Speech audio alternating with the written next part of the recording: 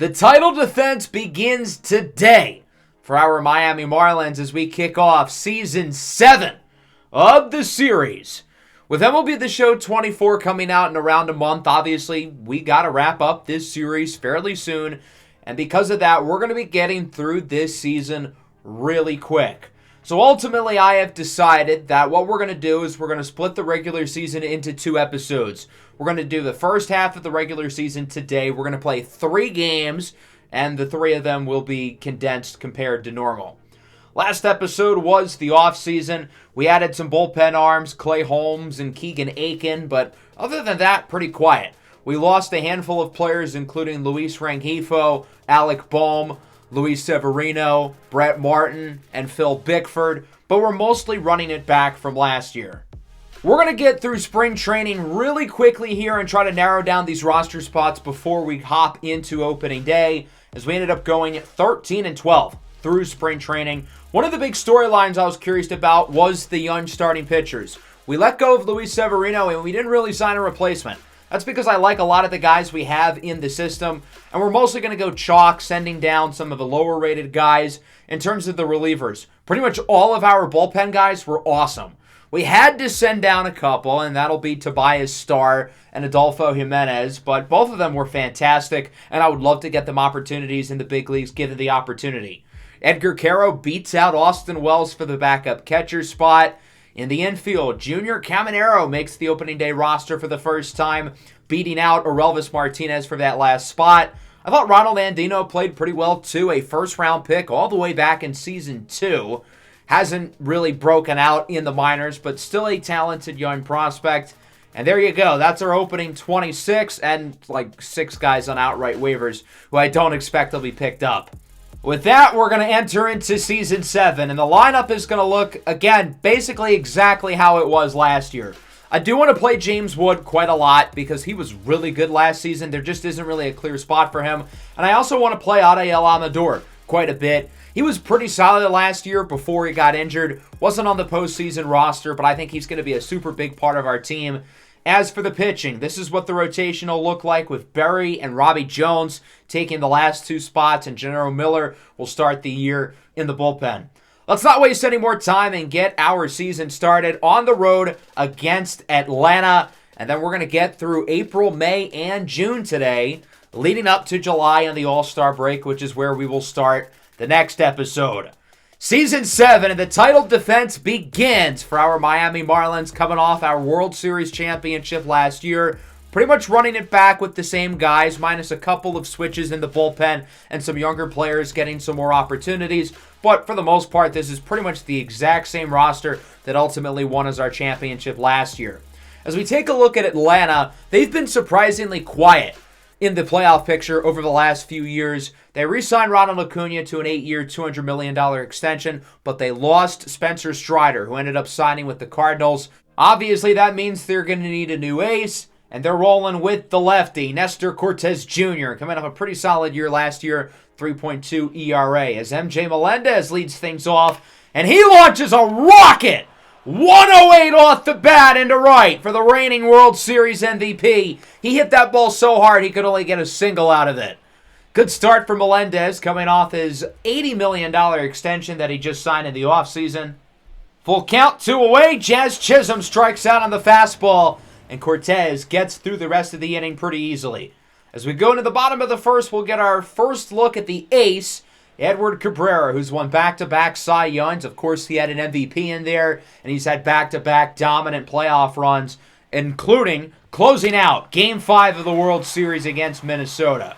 He allows a base hit here to Eloy Jimenez with 2 away. The Braves traded for Eloy in the offseason from Cleveland, looking to get some more juice in the lineup. Pete Alonso pops it into right. Kevin Alcantara also on a new contract extension that's going to pay him for the next 7 years, comes down with it in right. Let's go bottom 2 now. Again, we're looking to move things a little bit quicker here since we have 3 games to go through. And Austin Riley homers into right center, and it's the Braves on the board first. They lead it 1-0. So Atlanta strikes first. The veteran third baseman Austin Riley still producing for this team. And so Atlanta is on the board. Cabrera looking to rebound quickly. as he strikes out Sean Murphy, and we move into the third. The Georgia native, Woody Landry, in his 5th Major League season, that's how far along we are, strikes out on the low slider. Good pitch there by Nasty Nestor. Bottom 3, another strikeout. Acuna Matata. Edward Cabrera, 3 pretty solid innings so far, but it is Atlanta on top. Marlins looking to get on the board as Jazz Chisholm draws a walk. Very tough pitch to lay off of. I think that was in the strike zone. He got lucky. And it won't matter one bit because Kevin Alcantara grounds into a 4-6-3 double play. Outstanding. Not exactly what the Marlins were looking for there, as the offense has been really mediocre today. Jesus Sanchez strikes out on the fastball, and Cortez is through 4 scoreless. Cabrera is continuing to pitch well, too, as he strikes out Eloy Jimenez on the circle change. Now here's Big Meat Pete Alonso, who strikes out on the slider. It's been a strikeout fest. We'll see if Cabrera can strike out the side. Facing off against Mike Gonzalez, who goes down to the fastball. 3 Ks in a row. That's only good in baseball, not in real life. Let's move over to the 5th. The young shortstop, Ariel Amador, draws a walk, coming off a solid rookie year last year where he missed around half the year due to injury, but we saw the talent flash. James Wood, base hit into center. That's the Marlins' first hit since the opening at bat of the entire game, and that's enough to take Nestor Cortez out of the game. I don't get this decision at all. Cortez has been balling today. He'll be replaced with another lefty, Jared Schuster, as Isaac Stu pops this one up into right center, and I guess maybe the Braves didn't make that bad of a decision after all, going with the pitching change. Let's move into the 6th. Same score. Woody Landry crushes this one into the gap. That one goes off the wall. Not quite enough carry over the fence, but it will drop for a double. And the Marlins have a runner in scoring position with nobody out. A great opportunity to finally score as Alcantara bloops into the right. That's going to drop. Landry looks to score, and the throw from Acuna is well off. And Miami finally on the board as this game is tied at 1 with an RBI single by Kevin Alcantara. Sanchez with a liner to short. What a play by Zach Genton, preventing the extra base hit, and that could have possibly driven in the run. That'll bring up Ariel Amador, who hits this one high and pretty deep in a right. Acuna at the track, at the wall, and it is caught. Marlins finally get on the board, though, with an RBI single by Kevin Alcantara as we go to the bottom of the 6th. Zach Genton, who had the big defensive play at the top of the inning, goes down looking. Strikeout number 7 for Cabrera. That'll bring up Money Mike. Michael Harris with a single into center. First base hit for the Braves since the home run by Riley all the way back in the 2nd inning. Eloy Jimenez crushes it into left. This ball is gone, and Atlanta right back on top as it's now 3-1. Second home run Cabrera's allowed today. Cabrera's improved over the last few years. He's become more consistent, but the one thing he's gotten worse at is allowing the long ball. He's still really good at keeping the ball in the park, but he used to be like historically good as he allows a walk to Alonso. Gonzalez pops it up, inning finally over, but the Braves add 2 with the homer by Eloy in his Atlanta Brave debut as we go top 7. Lefty on lefty crime. Melendez strikes out. Overall, pretty good couple of innings for Schuster as we go bottom 7. The Marlins are going to stick it out with Edward Cabrera. They trust their ace, and maybe that decision was not the best. Austin Riley into right. It rolls all the way to the wall. The shift proves to be a benefit there for Atlanta as it's a double. Cabrera will still stay in the game as he allows a single to Sean Murphy. And I think at this point, the Marlins got to take him out. Cabrera looked so good through about 5 1/3 innings, and then everything kind of went crashing down. He'll be replaced by Johan Duran, who was okay last year. ERA in the 4s, not great for his standards, as Jacob Berry makes a great snag at the hot corner. Zach Genton goes down to the splitter. Let's see if Duran can retire the side. It's Michael Harris, swinging a miss. What an inning for Johan Duran, who came in with nobody out, runners on the corners, and he gets through the inning with ease. And the Marlins are still in it as it remains 3-1. Ryan Helsley is going to come in for Atlanta, one of their best relievers, coming off a great year last season as he strikes out Isaac Stu. Other than that 6th inning, Miami's offense, to be respectful, has been a train wreck today. I mean, it has been rough. Jazz Chisholm goes down on the fastball, and Miami's in trouble, trailing 3-1 as we go into the bottom of the 8th. Clay Holmes makes his Marlins debut, coming off a strong year last season in Oakland, as he faces off against Ronald Acuna Jr. Leads it off with a single into right center, and the Braves open up the inning with a speedy base runner aboard. That'll bring you Big Meat Pete, Polar Bear Pete, into the second deck. And Atlanta doubles their lead. It's now 5-1. The Braves have single-handedly relied on the long ball today, and it has worked. Gonzalez, single into right. Not a great start to the Clay Holmes era, I must say. He is getting rocked. Atlanta's not done, though. Here's another one for good measure. It's Riley, his second of the game, and it's now 7-1. All 7 of the Braves' runs have been scored off of homers. Riley, of course, leads the way with 2. Ryan Helsley's going to stay in the game, interestingly, here in the top of the 9th, as Sanchez goes down looking. He still seems to have the biggest strike zone of just about anybody I've ever seen.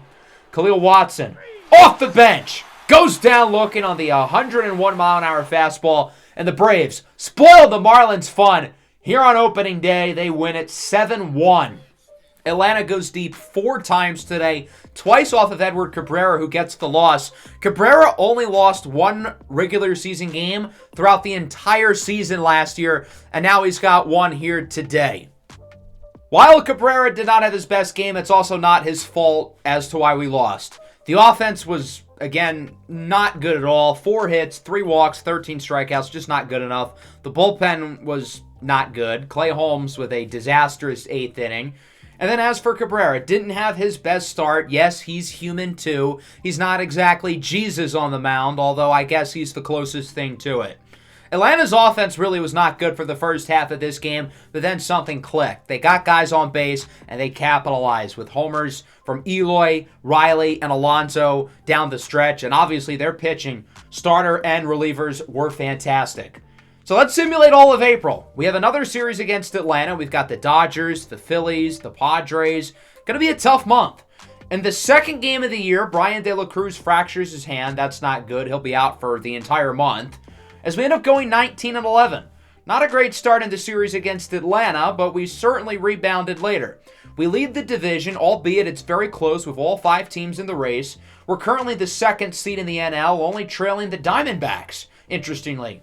In terms of performances so far, Woody Landry is not hitting for great power, but he is hitting .350. Jazz Chisholm's been really good so far. Alcantara is hitting for great power.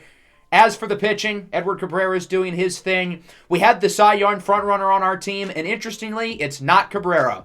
Robbie Jones, in 6 starts, is 5-0. He's had 3 complete games already, and has been absolutely brilliant. Gennaro Miller has been really good out of the bullpen. He's going to move to the rotation. And speaking of the bullpen, our relievers have not been very good this year. But back to Robbie Jones. Where did this come from? Jones we drafted all the way back in season 1 in the 2nd round. He's been a highly touted prospect for a while. Finally gets to be a full-time starter this year. And my goodness, has he been impressive. I wanted to pitch with Jones, of course, here in May, and it's fitting that his next outing is against the Diamondbacks, who are the only team ahead of us in the National League. And starting for Arizona in that game is Mary, who is in 2nd place for the Cy Young. I don't think that could have worked out better if we tried. We ended up going 3-1 to start May. We lost an Edward Cabrera masterclass as Emmanuel Clase blew it against his former team. And then over our next 3 games, we outscored our opponents 20-0. Not bad. 3 consecutive shutouts from the pitching. And now we get Robbie Jones, who's been arguably the best pitcher in the National League so far. He has completed half of his starts this year and is averaging close to 8 innings per outing. Now, I assume that's not going to keep up, but man, has he been impressive, as had the Diamondbacks. They're the 26th ranked team in the game, but they've had a lot of guys overperform this year. Guys like Cannon Smith and Jigba, Victor Mesa Jr., former Marlins prospect.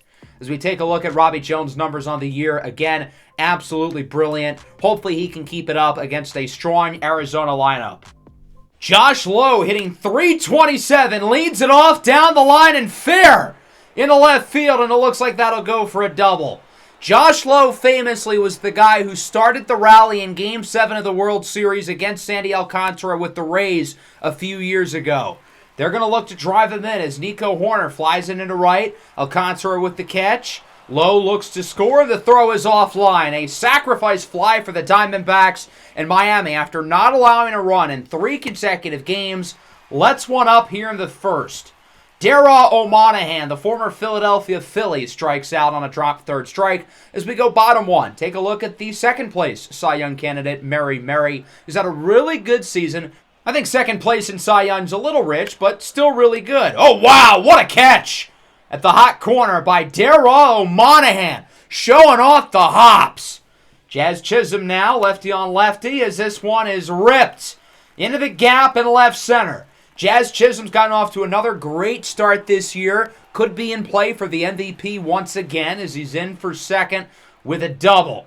That'll bring up Isaac Stu, who's been not as good as he was last year, but still solid.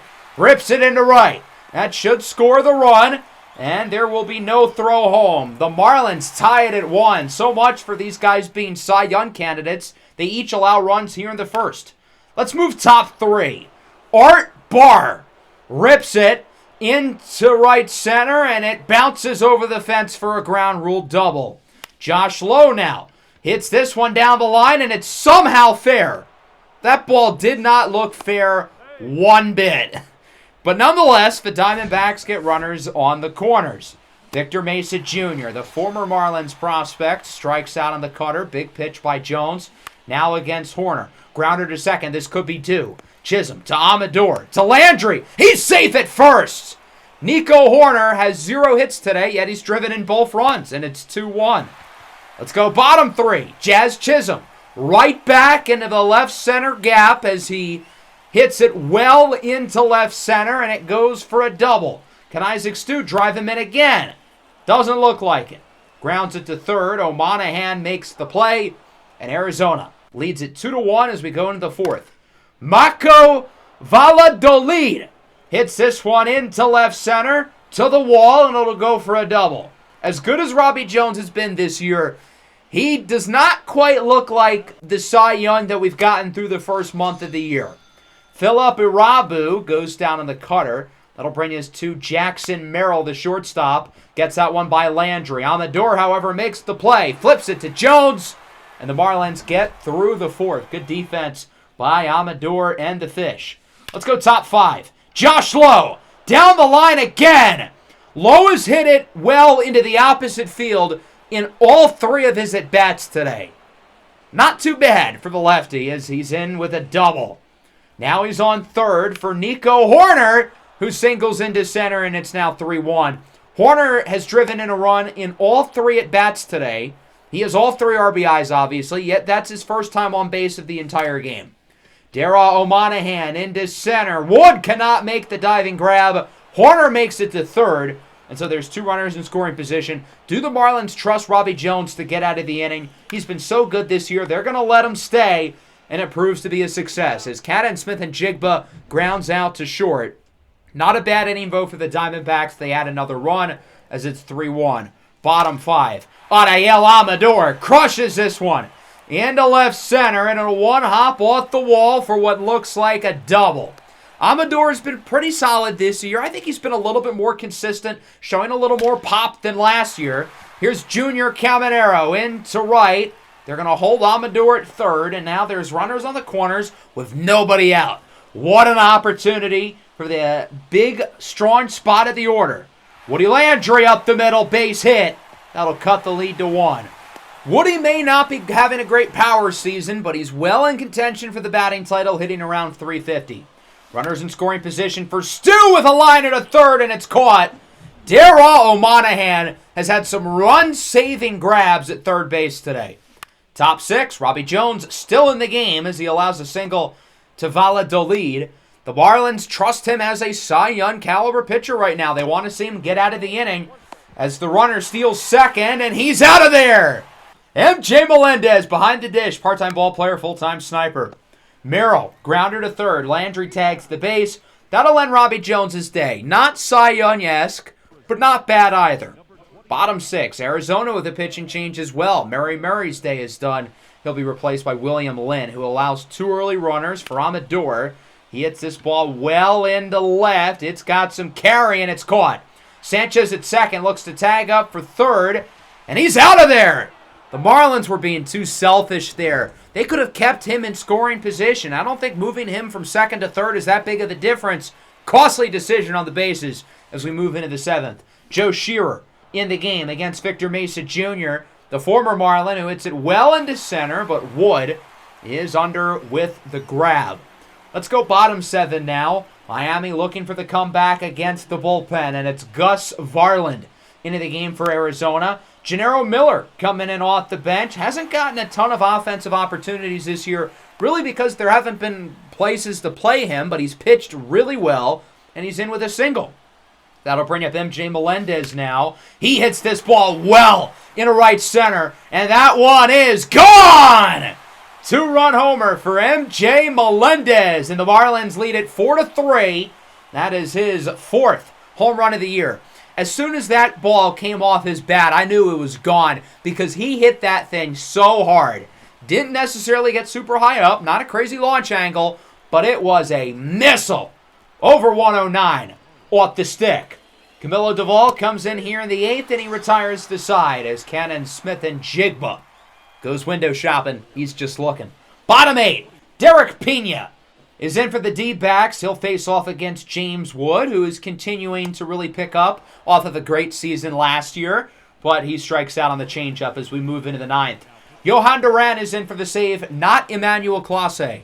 Clase has not pitched well. The Marlins don't trust him right now to get a scoreless inning through. Duran strikes out Arabu, now against Jackson Merrill. Swing and a miss! 102 from Duran, and the Marlins win it 4-3. I was hoping to see a Cy Young caliber pitching duel between these 2 breakout stars, and we didn't get that. Neither Robbie Jones or Murray pitched poorly, but neither of them were great per se. Arizona's offense was decent, 3 runs, 8 hits. Nico Horner drove in all 3 runs in 3 different plate appearances with only 1 hit. Kind of a weird game for him. Murray was solid. The bullpen was actually pretty good, minus Gus Varland allowing the homer to Melendez, which ultimately was the straw that broke the camel's back. The offense, again, wasn't great today, and I feel like our team's been a little bit underwhelming at the plate this year, but we did enough to win the game. Robbie Jones was solid, and then the bullpen was lights out. 0 base runners allowed from the relievers. So with that, we had another win. We are 23-12, half a game behind Arizona for first place, and we can take first place with a win here in the final game of the series with Cabrera on the mound. We're going to simulate through the rest of May. Got some really big series. We get to play the Cubs, the Phillies, the Mets, the Diamondbacks again. And May did not go very well for us. After our 4-3 win against the Diamondbacks, we would proceed to lose 10 games in a row. Not ideal. The rest of the month was okay, I guess, and we're now 32-26. Believe it or not only are we still in first place in the division, which is super close, but we're still the number 1 seed in the National League because there's like 9 teams in this conference within 2 games of each other. Even in the American League, too, things are super tight. The amount of parity this season is wild. Taking a look at the numbers, Alcantara has forgotten how to hit the baseball. Isaac Stu is struggling. Woody Landry has 5 home runs this year. That's unacceptable. He went deep once this month. Jazz Chisholm also only went deep once this month. The one guy I want to give a shout out to, though, is Brian De La Cruz, who's missed pretty much the entire year. After the 10th game of our big losing streak, he comes back from injury, and it's like the entire team flips around. That has to say something about him, and obviously his numbers back it up. In terms of the pitching, Edward Cabrera is him, Casey Mize is not. Robbie Jones is still doing well, but he is definitely slowing down. Tyrell Berry is going to go back in the rotation. Gennaro Miller hasn't really done all that well. And then the bullpen has also been kind of shaky. What's going on, guys? Other than Camilo Duvall, the back end has not been very good. As we go into June, I think I'm going to play against the Brewers here. I want to check in on our old friend Luis Robert. The Brewers have decided to build through free agency, signing guys like Murakami and Robert to big contracts. They paid Gunnar Henderson and Brett Beatty this offseason. They still have Jackson Chourio. Logan Webb is in the Cy Young race with Cabrera. They're a fun team. So we'll simulate through against the Rays, a World Series rematch of a couple years ago, and they get revenge taking 2 of 3. We would then get 2 of 3 against the Nationals, and now we're going to simulate to the last game against Milwaukee, in which we split, including a 10-4 win. This might be the first time we've given Edward Cabrera real run support the entire season. At 36-30, the division race is still very close. Obviously, seeding in the National League is as tight as it can get, which means teams like us and Milwaukee need all the wins they can get. And the Marlins look to win their second consecutive series here early in the month of June against the Brew Crew, led by former Marlin Luis Robert, who was with us for 2.5 years, including the World Series against Tampa Bay, but obviously he was not here last year for our championship run. Here's a look at Mason Miller getting the start for Milwaukee. It was supposed to be Ethan Small, but he got scratched late with an injury. This is Miller's first season in Milwaukee, but we're quite familiar with him. He's been with the Mets over the last 5 years, and we've played against him a number of times as De La Cruz draws a walk, or at least that's what he thought. Instead, he goes down looking. Woody Landry now up for the Marlins. He's up to 6 home runs on the year, as this one is down the line and fair. I will never understand why these outfielders so drastically play the shift against Woody Landry, because he's really good at hitting the opposite field, and he takes advantage when these guys are so far away from the actual spot where the left fielder should be. Isaac Stu grounded to first, scooped up cleanly, and the play is made by Milwaukee. Brewers get through the inning as we go bottom 1. Take a look at Casey Mize. The whip isn't all that bad. Most of the numbers aren't terrible. He's just allowed a lot of runs, but that's not an excuse. He hasn't been all that good this year. As with 2 away, he faces off against Munetaka Murakami, the Japanese slugger, who grounds out to second, and Khalil Watson makes the play as we go top 2. James Wood laying down the wood. A solo homer into right center, tosses the bat gently, and the Marlins lead at 1-0. That's his 6th home run of the year.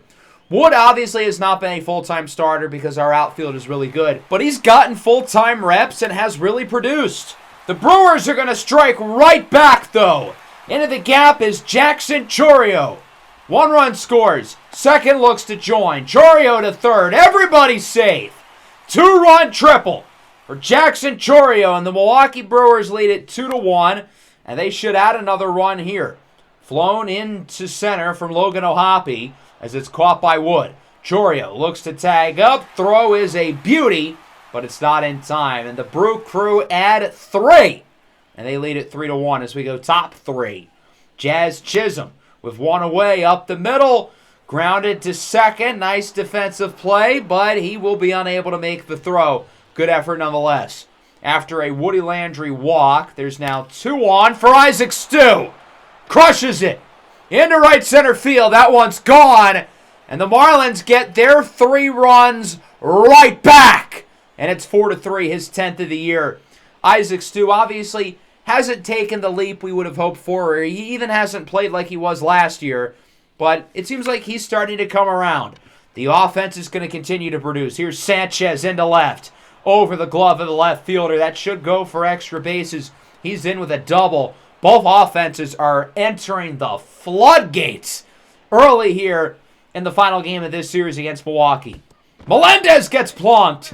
Miller clearly frustrated with himself, and he takes it out on the other team. Not a great look there, bucko. It proves to be a good decision because it sets a force out at all bases, leading to a double play from James Wood, who had the homer earlier. Good inning, though. The Marlins add 3 with the homer by Stu.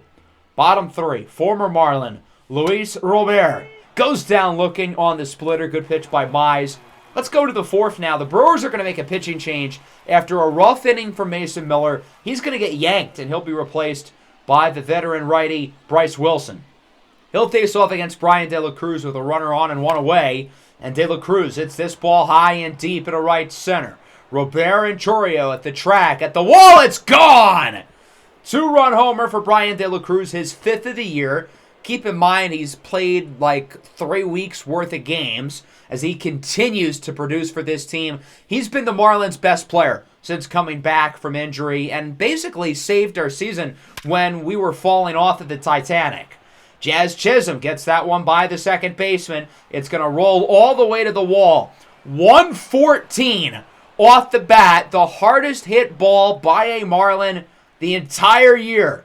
And so Jazz Chisholm's in scoring position for Woody Landry, who reaches base for a third time. Single into left. Jazz looks to score. Throw to the plate. It's close, and he is safe.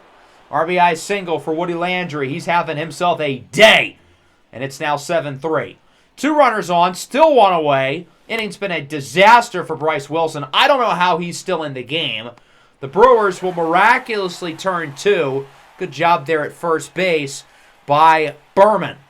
The Marlins' offense is red hot, though. They've gotten 6 runs in the last 2 innings, and the Brewers are going to look to retaliate, and they will quickly. Gunnar Henderson goes deep into straightaway center, his 8th of the year, and Milwaukee makes it 7-4 as the Brewer man goes down the slide. Henderson signed a $300+ million deal with Milwaukee in the offseason after he was one of, if not the best players in the American League last year in Baltimore. The hits are going to continue to come, though. Second baseman Tito Ulysses is into second with a double. Casey Mize has not had a very good game, and it's not going to get any better. Kyle Isbell into right. That one's gone, and it's now 7-6. So the Brewers get 3 in the second inning, then the Marlins get 3 right back. Here in the 4th, Miami gets 3, and then Milwaukee gets 3 right back themselves as Brewer man goes down the slide. Andres Vina is going to come out of the bullpen for Casey Mize. Another rough start for Mize, who's continuing to really struggle this year as our second starter behind Edward Cabrera. Jackson Chourio up, still nobody out for what it's worth, as this one is down the line and fair. Chourio's got 90 speed, and he is into second despite a good throw by De La Cruz. And the Brewers get an early base runner and a great opportunity to add to this 4th inning rally. Logan O'Hoppe into right. De La Cruz is under it. He'll make the play. Chourio looks for third. Throw from De La Cruz is a dime! Double play! What a throw by Brian De La Cruz, and what a turn he has made from the start of this series where he was a liability on defense to now where he looks like a gold glover out there. Vina strikes out the next batter, and we go top 5. Robert Gasser is into the game for the Brew Crew. He'll face off against Orelvis Martinez, recently called up to the big leagues in June, replacing the struggling Junior Caminero. As he pops this one up, should be caught out and right, and it will. Finally, a scoreless inning. It's been a while. Bottom 5, the former Marlin, Luis Robert, hits it sharply to second. Jazz Chisholm blocks it. Robert's fast, though. He makes it into first safely with an infield hit. That'll bring up Munetaka Murakami, the big, slugging third baseman. And he goes down looking on the fastball. Great pitch there by Vina. Let's go top 6 now, lefty on lefty. It's Woody Landry, who's reached base in every plate appearance today. Why not keep it rolling? Again, why are the Brewers playing the shift with him?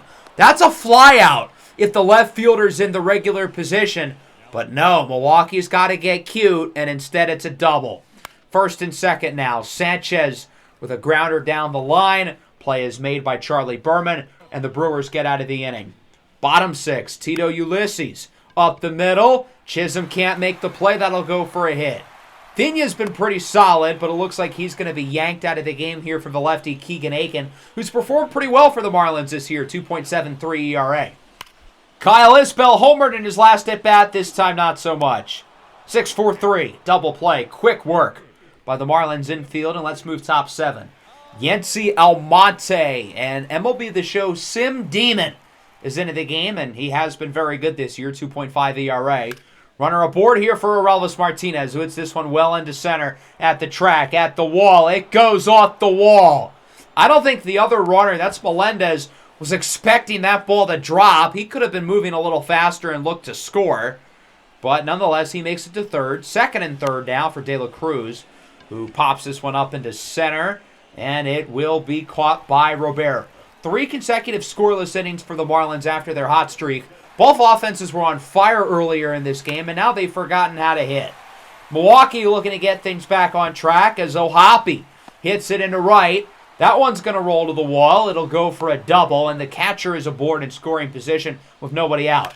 Back to the top of the order, Brett Beatty, the longtime Met. Single, O'Hoppe looks to score. The throw from Wood is an absolute dime. What a throw by James Wood. These outfielders, man, they've got absolute cannons. That'll bring up Charlie Berman now into center. It'll drop. The hits are just flying off the board here for Milwaukee. All three of their batters have gotten hits this inning. Again, the only out is because of the play by Wood. So Aiken's going to be yanked. He'll be replaced by Johan Duran, who hasn't really pitched all that well this year, albeit he hasn't really pitched all that much to begin with. He'll face off against Luis Robert, who draws a walk, and that means the bases are loaded. Munetaka Murakami, down the line and fair! 1 run scores, we're tied. 2 runs scored, Brewers take the lead. Robert looks to clear the bases entirely, and he does. 3-run double for Munetaka Murakami, and it's 9-7. Gunnar Henderson into left. Munetaka Murakami looks to score. It's now 10-7, and Henderson makes it to second. The offense has been ignited for the Brew Crew, and Duran very quickly will be removed from the game. He'll be replaced by Duvall, who has not allowed a run all year. And Tito Ulysses will look to change that as Wood cannot make the catch. Runner scores again. That's Henderson. And it's 11-7. And again, don't forget, the 1 out was because of James Wood. Let's add some more offense, shall we? Kyle Isbell into center. His second homer of the game. It's now 13-7. Milwaukee has put up 7 runs this inning. My God. O'Hoppe deflects that one off of Camilo Duvall, who's shaken up. Throw to first is not in time. That play is a microcosm of how the entire inning is gone. So Duvall is replaced by Gennaro Miller, the 4th separate pitcher of the inning for the Marlins, and it finally comes to a close as Brett Beatty flies out to left. Dear God, that was a disaster. The Brewers are not done, though. Let's go bottom 8. Luis Robert off the wall. Another run scores, and it's 14-7. It's a football score. Tito Ulysses down the line. Stu can't make the play, and it's now 15-7. The Brewers with 12 unanswered runs. My Lord. The Marlins aren't going to quit, though. James Wood into left field. Little Oppo Popo. That'll make it 15-8. Almonte still on the mound for what it's worth for Milwaukee as the Marlins cut it to 7. Brewers make a pitching change. Leslie Nunez is in the game. He'll face off against Aurelvis Martinez. That ball is hit well, and it is gone. A 2-run blast by Martinez, his first of the year. The Marlins are in the double figures now. They have 10 runs for a second straight game. Normally, that would be enough to win. Problem is Milwaukee is 15. Woody Landry strikes out, and that'll do it. 25 combined runs here at Miller Park. The Brewers take this game. They win the series, bringing this one home by the final score of 15-10, scoring 9 runs through the 7th and 8th innings, including 7 in the 7th alone. Our offense was brilliant today. 10 runs, 18 hits. We hit for good contact. We hit for good power. Number of guys went deep. That includes Martinez, Wood, De La Cruz, and Stu. But the problem is the pitching, other than Andres Vina, was an absolute disaster. Milwaukee started the game off strong on offense. They rocked Casey Mize. Then they went quiet. And then the 7th inning happened where they scored 7. You're not going to win many games allowing 15 runs. Point blank, period. We're still in first place of the division. Again, not by much as we simulate through June. Have some more tough series as we play against the Mets again, San Diego, Boston. And we ended up having a decent month. We went around 500. We're now 45-40. Interestingly, the offense is continuing to play really well. Great series against the Rangers. Great showing against Cincinnati. We did get swept, though, by the Mets, which is not ideal considering we're obviously in a tight division race with them. That includes this game, where Edward Cabrera did not allow a single earned run, and he still got the loss. In the 3 games Cabrera pitched during the simulation we just had, he allowed 1 earned run. Not bad. What is bad is we're now in 3rd place in the division, and we're half a game ahead of the Dodgers, who are out of the playoffs. So we've got to get things together with how close this National League race is. There's still like 7 or 8 teams right there. Our offense has been inconsistent, albeit they've had a great month. The pitching's been inconsistent, minus Edward Cabrera turning into literal Thanos. And next episode, we're going to find out if we can make the playoffs and have another opportunity for the World Series as we get through the rest of the regular season. I will point out, if we get to that final series against the Mets, and it's like whoever wins the series wins the division, we'll probably stop there. But otherwise, we're going to get through the entire rest of the season. Let me know what you thought of the format of today's episode down below in the comments. Make sure to leave a like and subscribe to the channel if you are new. Peace out.